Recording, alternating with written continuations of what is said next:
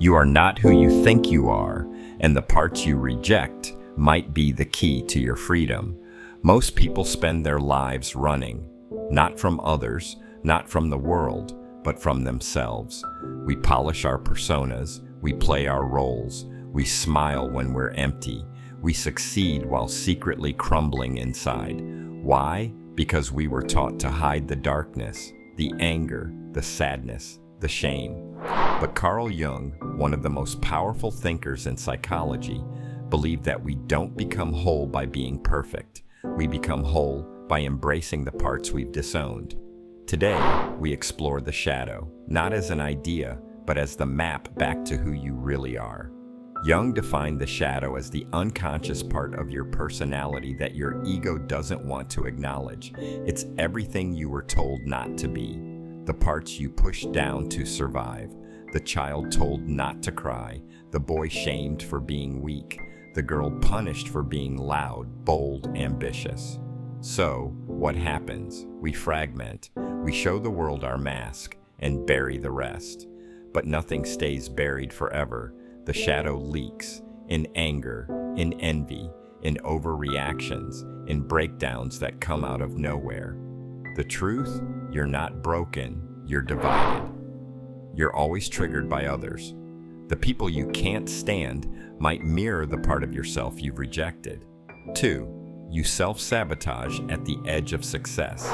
Maybe part of you still believes you're unworthy. 3. You wear different masks in different places. The fear of being found out eats away at you. Thus, you struggle to accept compliments because your inner critic is louder than any praise.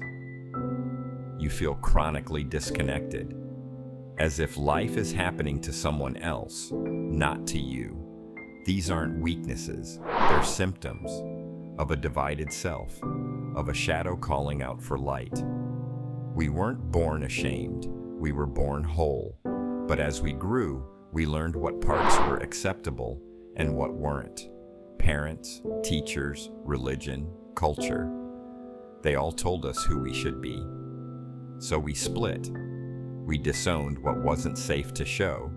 But repression is not deletion. What you push down stays inside, alive and waiting. The irony? The more we repress, the more the shadow controls us, through projection, through unconscious reactions, through cycles we can't seem to break. The only way out is in. So how do we reclaim the shadow? Awareness. Begin by noticing your reactions. Who triggers you? What do you deny in yourself?